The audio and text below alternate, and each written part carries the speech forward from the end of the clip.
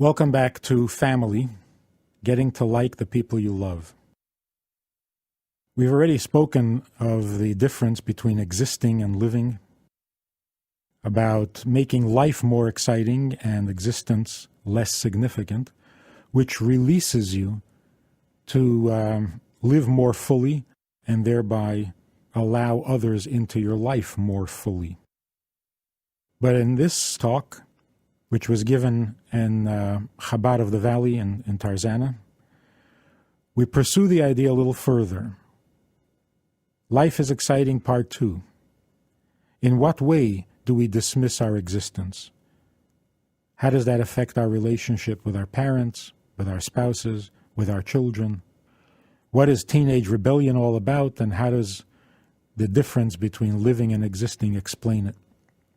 And how can we help them go through their metamorphosis of coming into their own without destroying everybody around them? This was the talk, and this is what it sounded like. The problem, before we attack the solution, is that there are occasions in which people don't like the ones they love. I love you, but I don't like you. I'm sure there are circumstances in which you like people, but you don't love them. Times when you can't live with people who you can't live without. So they call it a love-hate relationship, which is strong language, hate. But even if it's not love-hate, it's love but not like. And we have to understand how this happens. What does it mean you don't like the person you love? If you don't like them, why do you love them? And if you have reason to love them, why don't you like them as long as you're at it? So what exactly is going on? Let's consider a mystical explanation. What is the obstacle to relationships in general? What's the natural barrier that makes it difficult for two people to get along? Now, of course, there are the practical considerations. There are differences of opinion. People don't get along because they don't agree. And that's why we have different societies and different cultures and different groups that separate themselves from each other because they want to live a certain way, according to their own opinion. And since not everybody has the same opinion about how to live and so on, so you're going to have different groups. And the groups don't mingle. They don't get along. They are distant and separate. That's one cause or one possibility. Another possibility is a matter of taste. Our tastes are not the same. We can't agree on tastes, and you also can't argue a taste. You can't debate whose taste is right. It's to each his own. So if you have different tastes, you don't get along very well, and if you don't share the same interests, you don't get along. But none of this explains how you can love somebody and then not like them. Because if you've gotten over all of those obstacles, all those differences, and you do love each other, then where did the like go? How did that get lost? So there must be a more basic, a more fundamental block that separates people from each other. Let's understand this on a philosophical level. The existence of a physical being is defined by one characteristic, one property. What defines and describes the physical existence of anything and everything in creation? What is the definition of physical existence? It takes up space.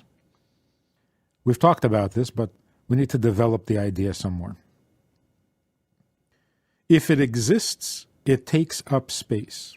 It takes up room. It occupies its space. This is true of everything in creation. An angel takes up space. A thought takes up space, which is why you can't have two thoughts at the same time, or not very well. An emotion takes up space. That's why you can't have opposite emotions at the same time in the same space, in the same place in the heart, and remain sane, because they occupy their space. Occupying the space simply means that which exists does not permit for something else to exist in the same place at the same time. A book on a shelf does not permit another book in its place. You can have two books, if you can have two books at the same space and the same spot on the shelf, then those are not physical books. There's something divine, it's miraculous, because physical law says that every physical thing takes up its space. And take up space means it doesn't permit anything else. Now, all other characteristics that a physical thing has, for example, fire is hot and it burns, water is cold, it runs downhill. These characteristics are not essential to the existence of the thing. Because a thing can exist in the physical world and not be hot, and most things aren't. A physical thing can exist and not run downhill. Most things don't. So the fact that water runs downhill, this is a secondary characteristic, because water can exist without running downhill. So what is that part of the water running downhill? What is that part of the water that makes it cold, that is being fluid, that is being clear and colorless? What should we call that? We call that the life of the water. It doesn't define its existence, it describes its life, its behavior. Water lives by flowing downhill, by being cold. Fire lives by being hot, by consuming. A stone lives by being stationary, hard, heavy, resistant. So all of these characteristics make up the life of the individual objects, whereas what they all have in common, which is their basic existence, is the same for all things, and that is that it takes up space. Fire takes up space, water takes up space, a stone takes up space. Human beings have the same two dimensions: the life of the human being and the existence of the human being. Usually, my life is enhanced by your presence, because life alone is not much of a life. Life for a human being involves others. I can't have a life by myself, but I can exist by myself. In fact, when it comes to my existence, I exist better without you, because we can't share the same space. So if you try to exist with me, you're cramping my space, and my existence resists your existence, because you also take up space, and now you're in my space. So I have a conflict here. For my existence, I wish you would go away. And for my life, I need you to stay. So I love because of what you do for my life, but I don't like because you make my existence uncomfortable. Does this make sense? In other words, the resistance that one person has to another is the very basic fundamental level of our being, and that is that my existence objects to your existence because two physical things cannot occupy the same space. Your existence threatens my existence because one of us has got to go. That's why it's such a miracle that a man and a woman can get married and live under the same roof and not kill each other, either physically or emotionally. And it would seem, if we're looking superficially, it would seem that the only way for a man and a woman to coexist under the same roof is that one of them must give up their existence. Because you can't have two beings taking up the same space, one of them is going to have to surrender. Then it's fine. Then we'll get along famously. Except that the psychologists will tell you that this is a very sick relationship. It's an unhealthy dependency. Because you don't have two people here, you only have one person and a ghost. Ghosts don't take up space. So what's the solution? There are some people who, for themselves, in their own lives, in their own existence, are very aware and concerned and involved with their existence. I am. I am. And they're worried about their existence. For some reason, they're not secure about it. And these people have a very hard time liking or loving. They run away. Then there are other people who go to the opposite extreme. They are busy living. They're so in love with life, they're so excited about their life, that they don't even notice their existence. These people can't have enough friends. They want everyone involved. They want to just keep adding friends to their collection. But they don't get married because that involves their space, and they're not good at that. They're only good at living. They're not good at sharing their space. These are the people who, even when they do get married, and they might as well not, it's because it doesn't mean anything to them.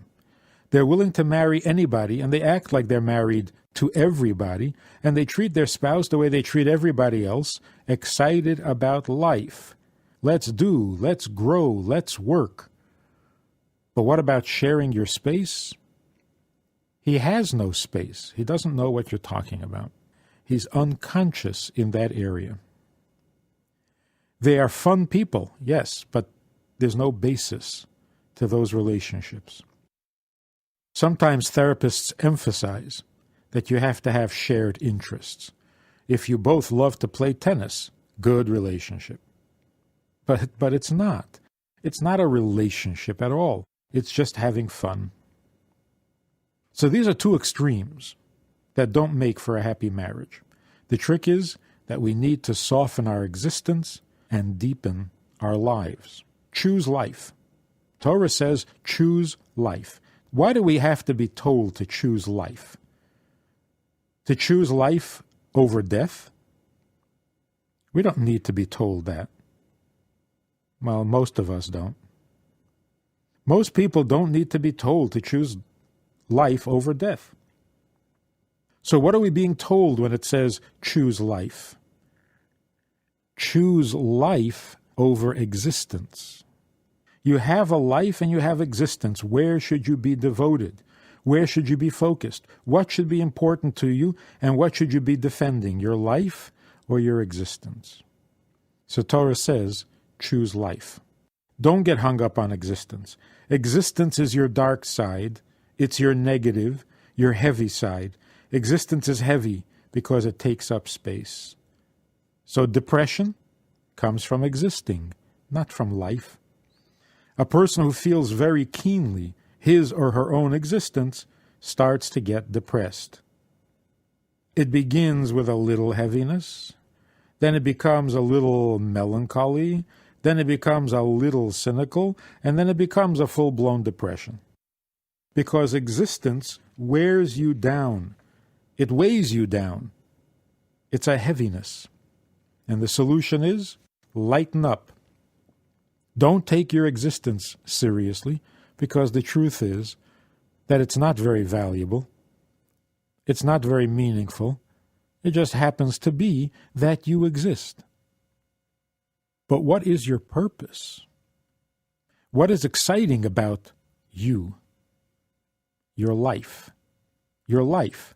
What you can do with your existence, not the fact that you exist. Actually, this is good advice even if you're not in a relationship. This is just a good definition of living. Living means you put your energy in what you can do and take away the energy, take out the energy from the fact of your existence. And unfortunately, we're not always taught this. In fact, we're seldom taught this. Because we do take our existence very seriously, much too seriously. Look, what are children taught for the first 10 years of their lives? Or the first 15 years of their lives? What do parents say to their children? What do teachers say to their students? What do adults say to teenagers? If you think about all the things that have been said, they all relate to existence, not to life. They're all about existing. They're all about being safe, about being successful. about self-preservation, about survival. That's existence. It's not life. I'm sure you've heard the story about the two Chassidim in Russia. They were in business together, but really their devotion was to the study of Torah, and they loved to learn. And so they arranged an interesting business. During the summer, they would go to the big city, to Leipzig in Germany, and they would buy materials wholesale. On the way home, they would sell it retail. They would make enough money to live through the winter. And the winter, of course, they would spend studying together in their little village. And that's how they lived for many years. The problem was that one of them had a nasty habit. Having studied together in their little village during the winter, they accumulated many questions, and there was no one in the village to ask, things that they didn't understand. They were actually the scholars of the village. So when they would come to Leipzig, where there were other rabbis, this one partner would slip off in the middle of the day to the yeshiva to get his questions answered. The other partner would then go look for him, because they were supposed to be doing business. So one time the partner disappears and the other one comes looking for him. Now he knows he's at the yeshiva, but he doesn't want to walk in and disturb the learning. So he stands outside the window and he motions for his partner to come to the window. The partner comes to the window and he says to him, "What are you doing? What are you doing? We're here on business." And he says to him, "And what's going to be already if we do business?" He says, "We'll buy some material. We'll get some goods, some products to sell." No, and he says, and when we already have the wholesale product, what's going to be? He said, "Then we'll sell it on the way home in the villages and we'll make a profit." No, and after we sell it and make a profit, then what's going to be? He says, "Then we'll go home and we'll have some money." And his partner says, "Yeah, and then what?" He says, "Then we'll be able to buy the things we need for the winter to be able to provide for the family." And the partner says, "Yeah, and then what?" He says, "Why do I have to answer all these questions? What do you mean, then what? Then we'll be happy." The partner says, "All that just to be happy? I'm already happy. Leave me alone." All we're taught is how to survive, to make it to the happiness. Once we know how to survive, and we have everything we need to survive, and then what? Oh, then we're going to start thinking about life. It shouldn't be this way. You have to live first, unconditionally. Not if I'll have, when I'll get, then I'll be able to live. This is not life. Choose life means live first. And because you're devoted to living, you'll have to find some way of making ends meet, but not the other way around. So if life is not motivating you, you're not excited about your life, then what is the reason or the point for surviving? Are we taught this? Have you heard this before?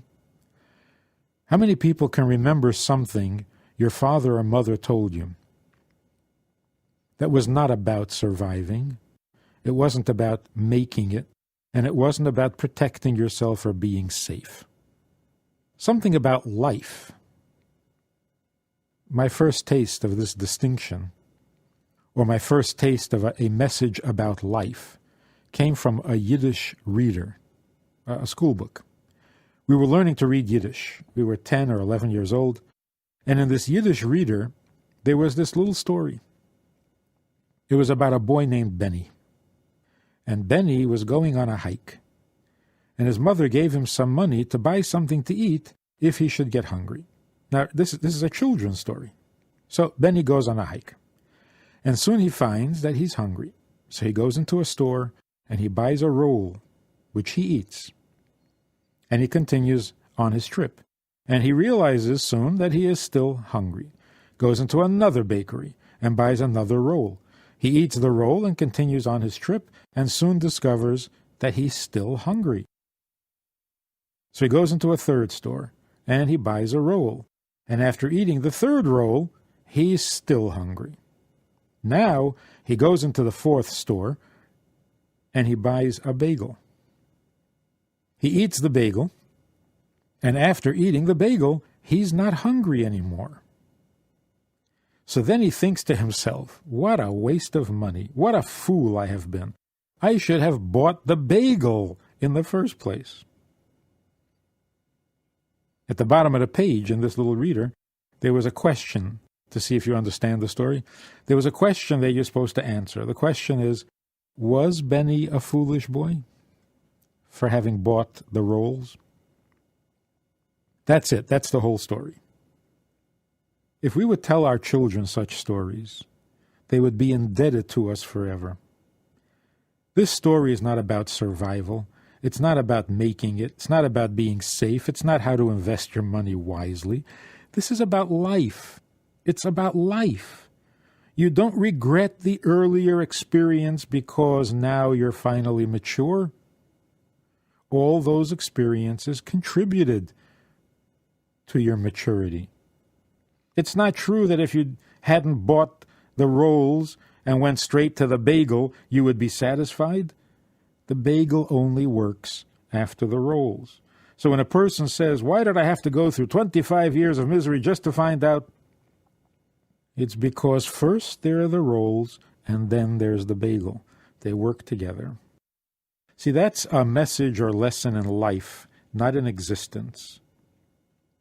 And what we need to do is siphon all the energy that we naturally invest in our existence, siphon it off, steal it away, and put it into life.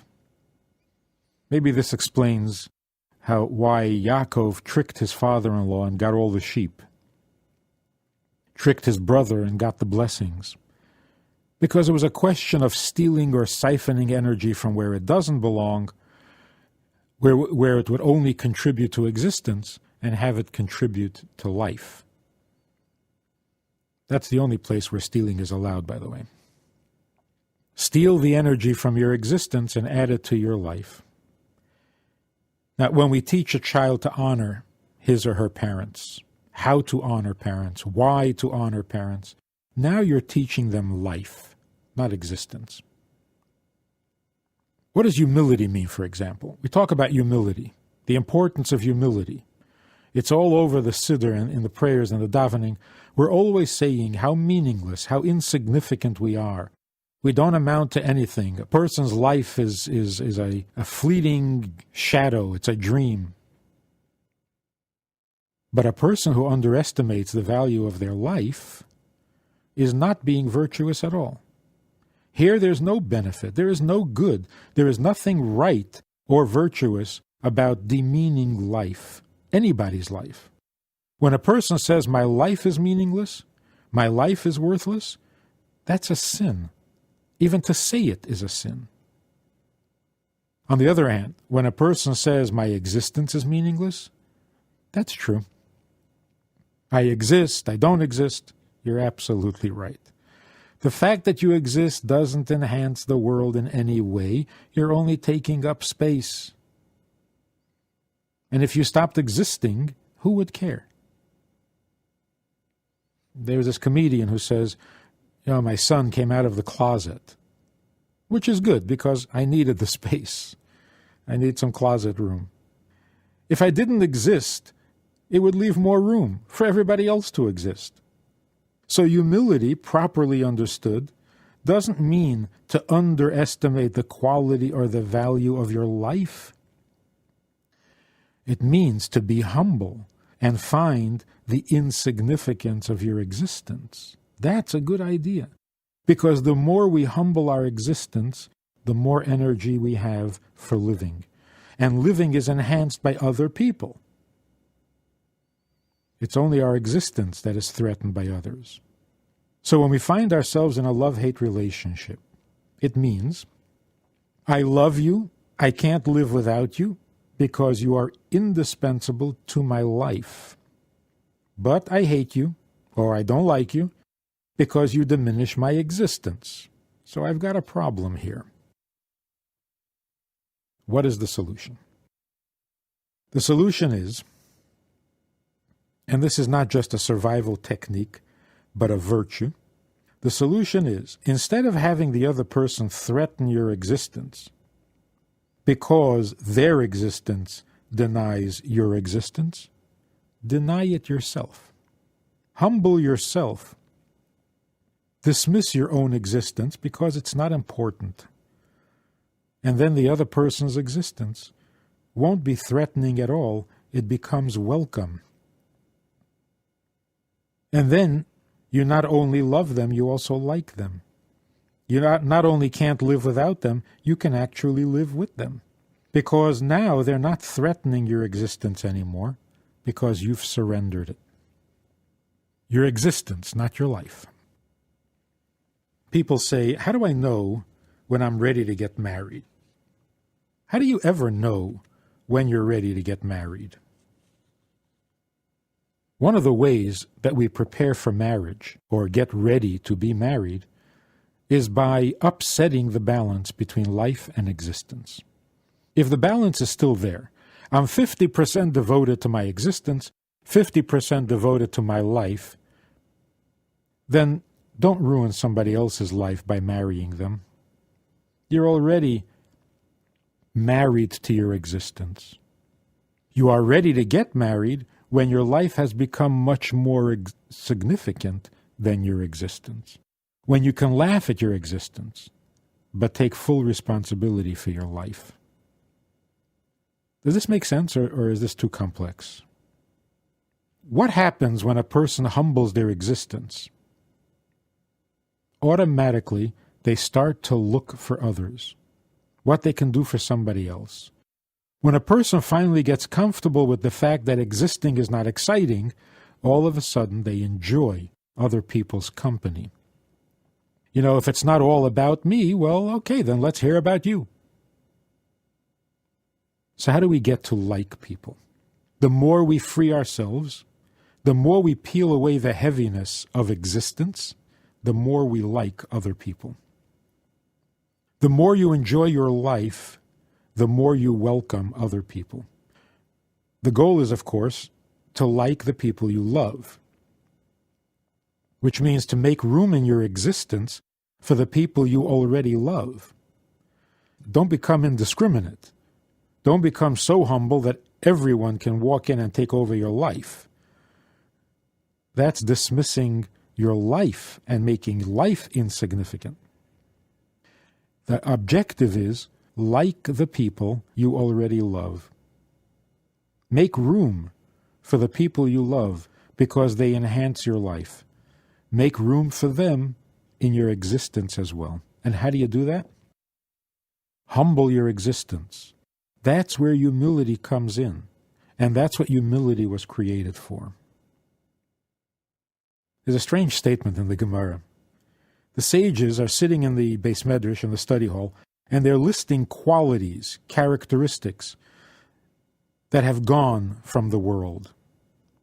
You know, since Rabbi so-and-so died, greatness is gone from the world. Since Rabbi so-and-so died, all scholarship, real, true scholarship, is gone from the world. And since Rabbi so-and-so died, real humility is gone from the world.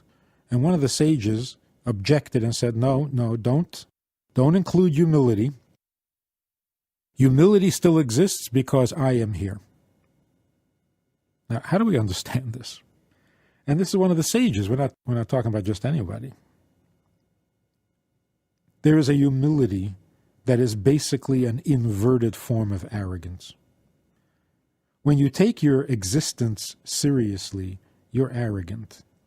When you take your life seriously, you are responsible, delightful, fully alive. If you ask this sage, what is your life all about? His answer would be, my life is about humility. I live with humility. I believe in humility. I work at humility. It's my life. And that's true. It was his life work. And so he said, don't say humility is gone, not while I'm around. But then where is the humility? How can a person say that and still be humble? And again, the answer is, he took his life seriously, and the humility was about his existence. His existence he had ignored and dismissed completely, and therefore his humility was a correct humility, not an inverted arrogance. And so the person who is truly humble, or correctly humble, knows that he is humble and can say, I am humble. So we're told to be humble. We're supposed to be humble. But then again, if you know you are, if you are aware that you are you still humble? Sounds like a catch-22. But now we understand how that works. You dismiss your existence. It's not about me. And if you do that, then you are correctly humble. Now you have a virtue to acquire in your life, a virtue of humility. If you've acquired it, then tell me, then say so. Moshe was the most humble person who ever lived, and yet Moshe said to the people, I'm going to appoint heads or leaders. I can't answer everybody's questions. I'm too busy. I'm going to appoint leaders, wise men, who will teach you and answer your questions. Those wise enough to teach 10, those wise enough to teach 50, those who are wise enough to teach 100, 1,000, 10,000. And if none of them can answer your question, then come to me and I'll answer it. And all the commentaries say, what an arrogant statement that is. And this is the most humble person in the world? And he says the questions that nobody else can answer, you'll come to me and I'll answer. So where's his humility? The fact is that Moshe could answer the questions that nobody else could answer. Because that was his life. He couldn't be humble about that. He had to be honest about that. Where then was his humility? His humility came in the fact that in existence he felt no significance. It wasn't about him. It wasn't about answering the question. It was about life. So the sage in the Gemara is the same way. His humility was not about being humble. It was about the fact that humility is a good way to live. It enhances your life while it diminishes your existence. So that his humility was part of his life, not part of his existence. So the unacceptable, arrogant, and inverted humility is when you're talking about your existence. In very simple terms, can you laugh at yourself? Can you dismiss yourself? Can you blanch your existence away so that you can get to the fruit of life? Then you're ready for a relationship. Then you can like the people you love. If you can laugh at yourself and dismiss yourself, if you can take a joke about yourself, what that means is that you don't take your existence so seriously. And then you are fully alive. So you say to a guy, you're such an idiot. And he falls apart. What did he fall apart over? Because you undermined his existence. Or that's how he feels. If he was busy living, if you're involved, for example, in a project and you're trying to get it right, and you say to him, no, you can't do it that way. You're so stupid. It doesn't destroy him. Because life is fluid. Life is flexible. Existence is inflexible. And why are men's egos bigger and more fragile than women's egos? Probably because men take their existence more seriously than women take their existence. So when you're busy, when you're involved in a project, when you're devoted to something important, then you can take the criticism because it helps you in your life. But when you're busy existing, any criticism, any slight criticism is devastating. Now, I don't know if statistically this is correct. I just suspect that it is. If you say to a mother, you're not a very good mother, it hurts, but it doesn't destroy her. Because not a good mother, a very good mother, a pretty good mother, she's a mother. She's a mother. And because she's a mother, it's not about her, it's about the children. So her mothering is her life, not her existence. With a man, it's a little different. When you say to a man you're a failure as a father, it destroys him. Because to him, it's more about him, not about the children. It's about his existence, and you're threatening his existence. You're diminishing his existence. And existence has no sense of humor. It's not flexible. It can't laugh. Our parents, for example, that's probably the most common example in which we have a love-hate relationship. Can't live with them, can't live without them. In what way do our parents threaten us? How do they make us uncomfortable? They control your life? They ruin your life? Not usually. They control your existence. The very fact that your mother is your mother undermines your existence, because if she is your mother, then she is everything and you're nothing. Then she exists and your existence comes from her. What is teenage rebellion all about? What's adolescence all about? It's the rebellion against that definition, against that fact. I'm just your child.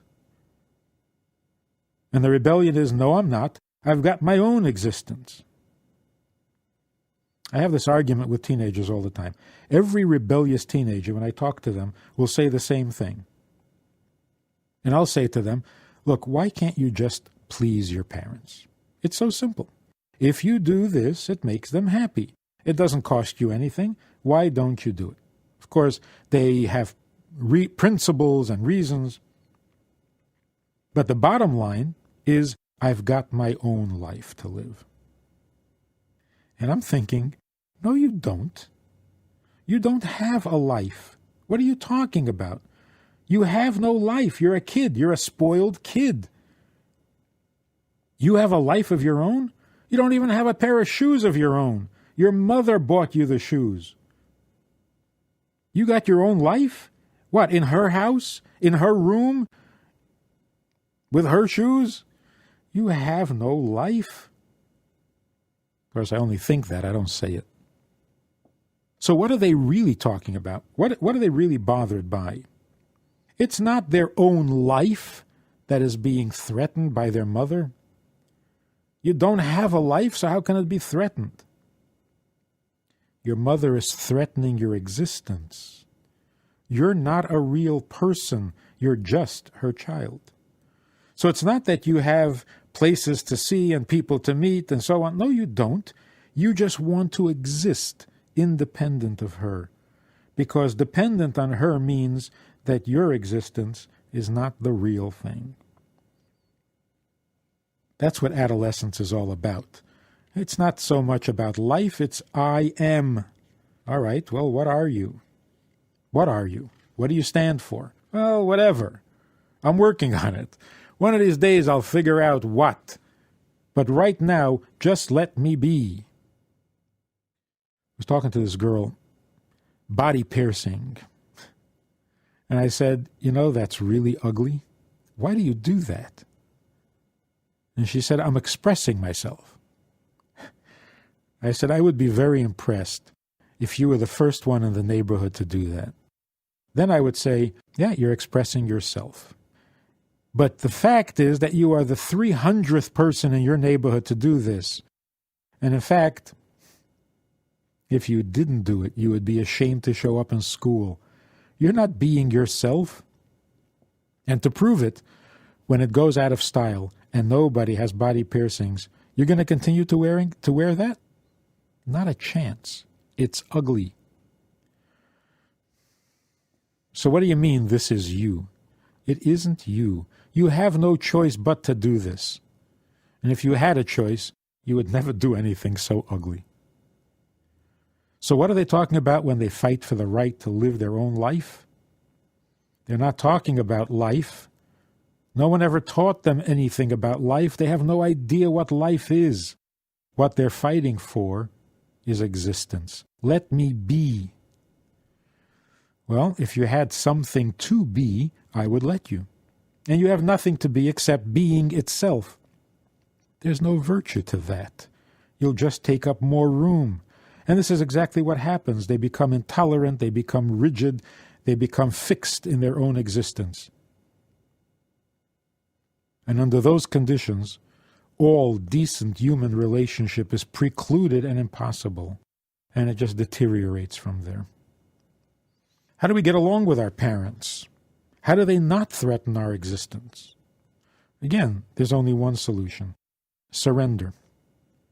Surrender. They've got you. No matter how old you get, you will always be their child. You can't win. You have no existence without them, so give it up. If you're a mensch, you will have a life of your own. But existence of your own, you're not going to have it. Surrender, because they're going to win in the end. I've quoted this many times.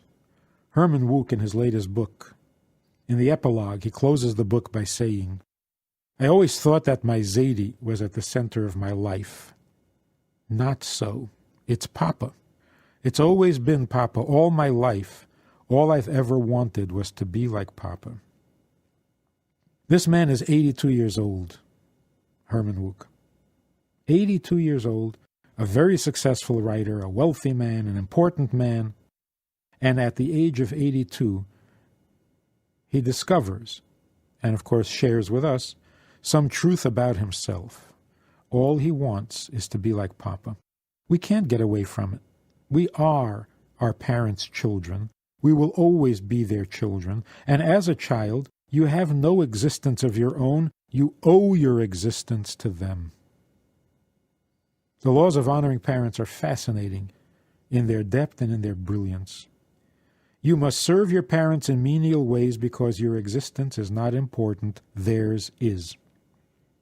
Listen to this. Code of Jewish law.